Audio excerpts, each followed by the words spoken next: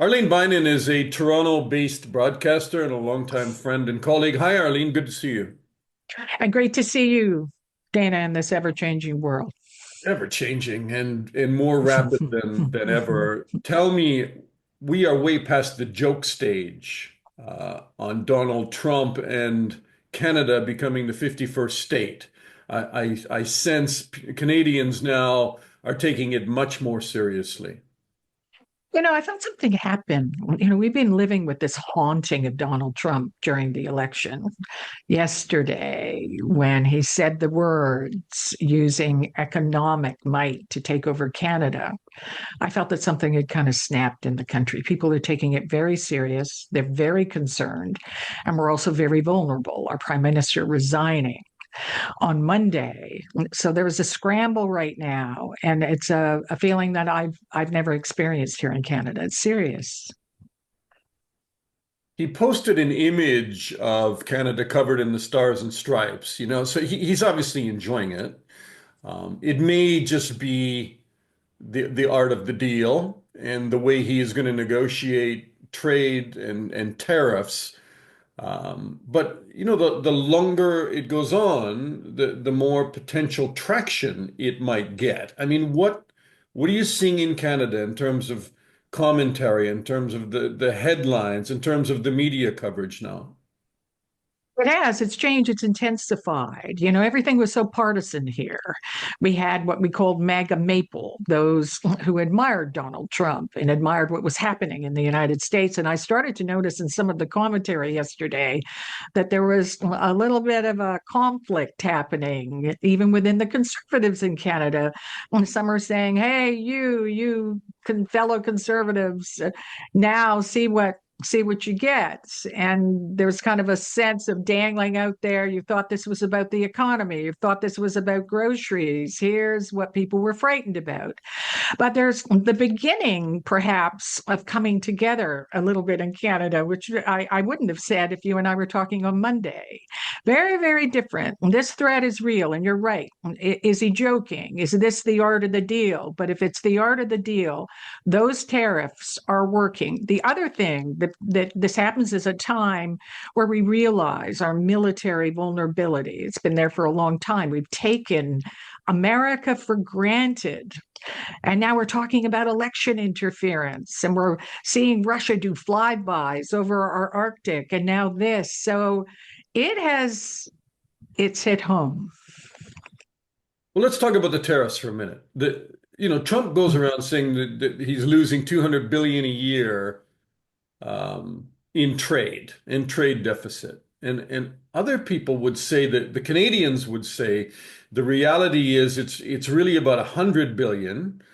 And almost the vast majority of it is oil revenue, and oil exports, crude exports. So if you take away crude, in fact, there may be a trade surplus on the American side. So the 200 billion figure is vastly overstated. It is, and this was part of the argument, when he tried to pull the NAFTA, we had to renegotiate NAFTA. And that argument was quite successful, kind of getting through. There were people around him who said those things, but he's stubborn and he will not listen. And this is the way he wants to project that he's kind of subsidizing Canada. I think he used those words, and you're very correct. Those numbers do not match the reality of things, because the things that they're taking from Canada and buying from Canada, they need from Canada, and they're getting a heck of a good deal. But we have a whole different scenario with America now. Tell me how this plays out politically, and it's multi-layered, right? Because you have Trudeau announces he's going to resign. Then you have a leadership race within the Liberal Party. And then you will have a national election, I assume, sometime in the spring. And this becomes, trade with America, the economy, Canadian identity, the ability for Canadian politicians to stand tall and push back. All of these become critical lightning rods on an election campaign. It's changed everything. I was just thinking yesterday as I watched this unfold. thing. I mean, this was about, we saw Pierre Poilievre and we saw him with that economic message, driving it home, making Justin Trudeau look like he had been tone deaf, the housing crisis, groceries, talking to what he believed with everyday Canadians. He's been 20 points in the ahead, trend over time. It worked. Yesterday, I saw the ballot question change. What does it mean to be a Canadian? How will you support Canada? It's very different. And the challenge, in a lot of ways, is on the Conservatives and the Conservative leader. Can he pivot to be the defender of Canada? You know, we had a kind of dangle that they had friends in high places, friends of J.D. Vance, the vice president. Now it's very, very different. He put out a strong message yesterday, Canada first. But what can he do? I mean, there are many meetings behind closed doors right now You're in talking about Ottawa, I would Poilievre, the say. conservative leader. Yes. Mm-hmm. And he was, in many ways, marketing himself, AKA Donald Trump. I mean, in many ways, similarities were being drawn and parallels between the two. Not today, because that's political folly if he does that. Absolutely. And, you know, just to your point there, it was true. Yesterday, he put out a very strong message, Canada first. This will never happen. Yeah. And then it exploded on social media going, oh my God, the conservative leader. No, look at he's sticking up for Canada. And honestly, you had to say, this is where we are when we say, isn't that great? Oh, we're thrilled, we're relieved, because there were some Canadians who weren't so sure how they would position themselves. No, I mean the poll. Okay, so the Canadian newspapers in their polling show that about only Mhm. 13% of Canadians Yes, would favor joining America.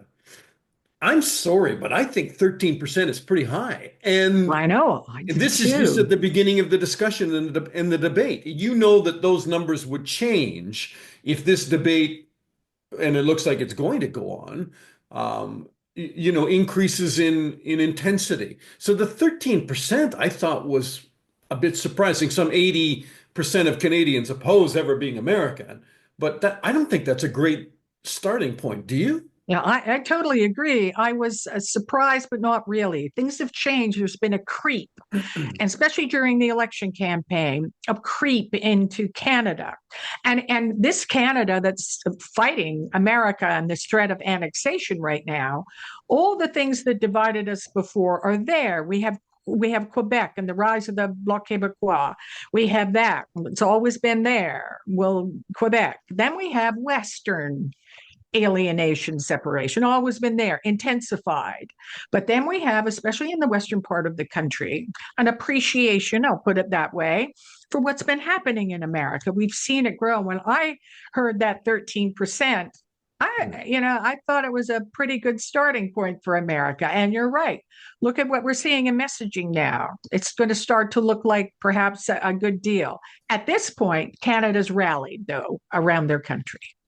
So I'm going to really date myself, but Justin Trudeau's dad, Pierre Elliott Trudeau, ran again when I was just a young reporter starting out, and I covered him, and his justice minister at the time, Jean Chrétien. But Trudeau, now as I read back, because I read in a bit today, I always thought that Trudeau Sr., who has passed away, as you know, many years ago, was very big on Canadian identity, thought Canada was more European than American, wanted to debate the Canadian identity and are we a melting pot? Are we a mosaic? These are the things that I read about in high school, right? And now when I read back on Trudeau, in fact, they say that Pierre Elliott Trudeau didn't believe very much in a national agenda. He felt that it was inevitably racist to promote ethnic identity within a country. I guess where I'm going with all of this is that, okay, if you don't debate Canadian identity, if you're unable to say, well, what the hell makes us Canadian? And why are we not American? If you're unable to identify that and call that out, then you may as well be American, right? But the danger in that is it also splinters the country. It does splinter the country. And I think we're in, perhaps, and I'm braced for it, and so are other Canadians, for that kind of an argument. We've always known we had cultural similarities. We give them many singers and movie stars, and they become blended into America. You know, you Yeah. can barely separate the two countries, Well, so I which mean, is some of used to that's just be. money.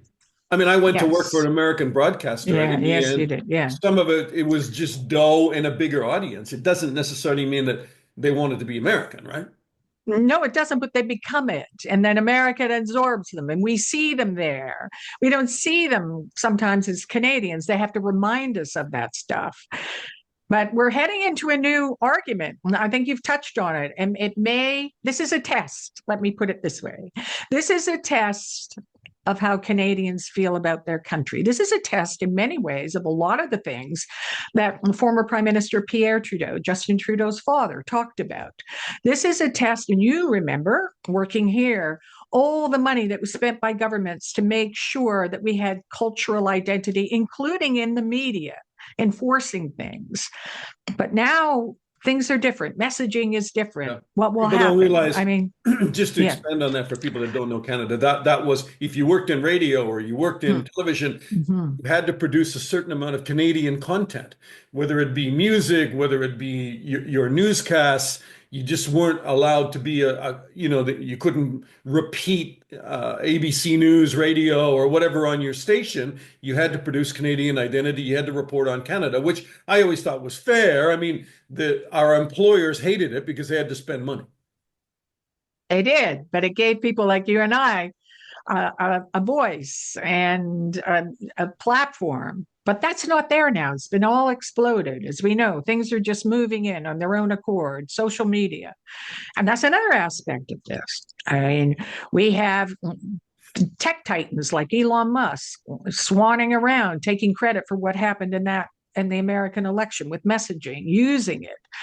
We have Canadians like Kevin O'Leary now saying he wants to buy TikTok. The meeting at Mar-a-Lago with Donald Trump in the last couple of days. So we Who have the, this who the movement of hell is Kevin Canadians. O'Leary, Arlene? He ran for the Conservative Party, He and now did. he's down Dragon's there Den, though. meeting, Dragon's Den. Yeah. You know, famous for the television show Dragon's Den. And right? he's known for being an entrepreneur at the same time. And now he's down there talking to Donald Trump, trying to buy TikTok. So we have, let me put it this way, Canadians who are sympathetic to, I mean, some are saying maybe we just call it an economic union. Maybe it's like the EU already is being presented. But the first feeling in the last couple of days is shock that Yeah. this could happen Can you because we've imagine an always relied economic on. union where Canadians adopt American currency and where the border, Yeah. where Trump says this, false line was drawn across the country Mm. referring to the Canada-US border. He doesn't say that about the Mexican border, but okay. So, Yeah, can exactly. you imagine Canadians swallowing any of that?